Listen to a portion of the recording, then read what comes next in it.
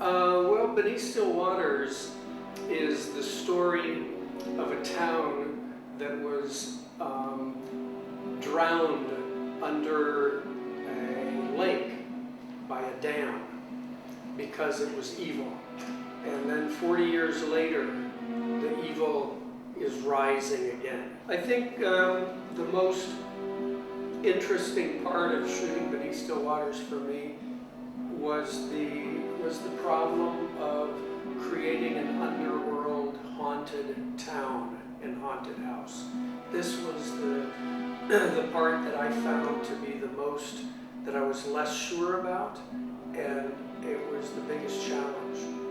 Most everything else in the movie I had done before one way or another, but this idea of not just being out on the water, but being underwater, and having to plan out a town. Well, of course there's no town underwater, and in fact if you actually took a camera down to a town underwater, you would see nothing, because once you get a few meters under the water, you can't see anything. But since it's a movie, of course we have to.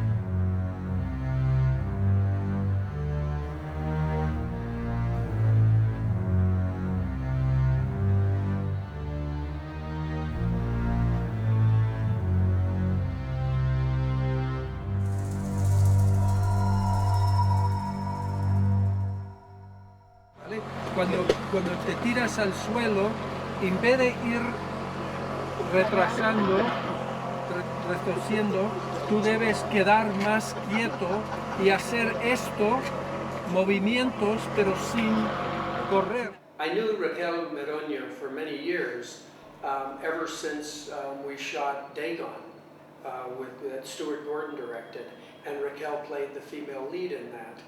And so I had known her and become friends with her, and I would see her over the years, and I kept saying, I'm gonna have a part for you. I want to direct a movie with you, and she'd say, well, what part is it now? And of course, one movie would come and another would come, and there wasn't quite the appropriate role for her. Mi personaje se llama Teresa. Es una perdedora, digamos entre comillas, lo que todo el mundo socialmente entendería por una perdedora. Ella misma se reconoce a sí misma como tal, además.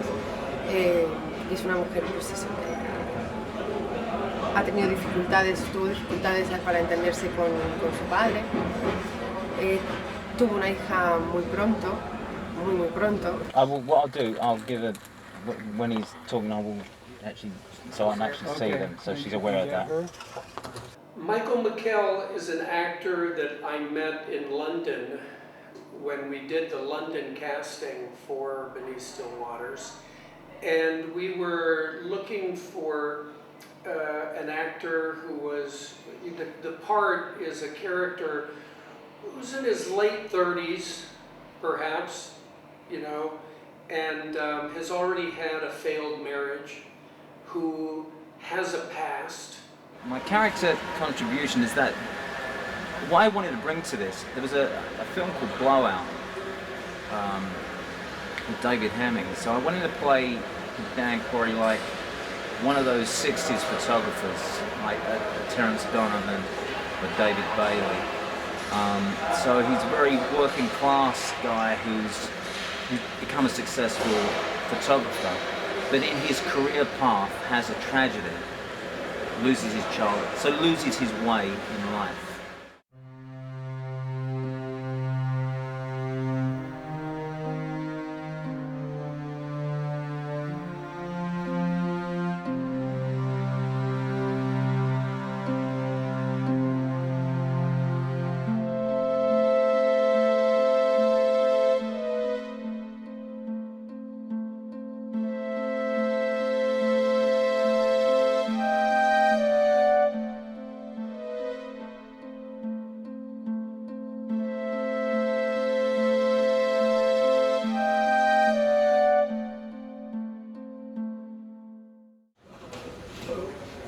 Igual lo tocas.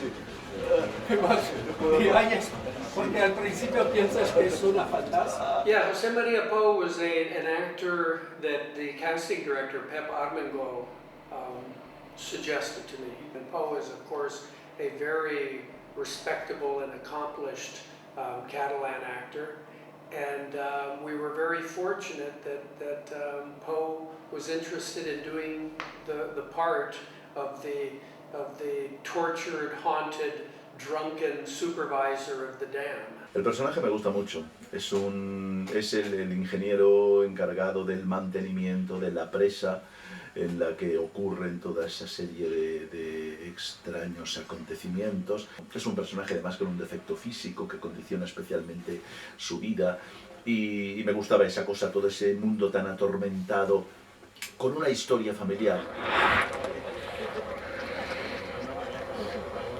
David has this sense of freshness and brightness and almost a very honest kind of look and nature. Mi personaje es de un sargento, un joven que investiga el caso, representa que es un experto buzo, entonces por eso le llaman, ¿no? Para que se meta dentro del agua e investigue todas. Investiga tanto que al final, bueno, acaba convirtiéndose en uno de ellos también y tiene un final que para mí es lo mejor. El final que tengo era como un sueño hecho realidad, ¿no? Convertirme en un monstruo.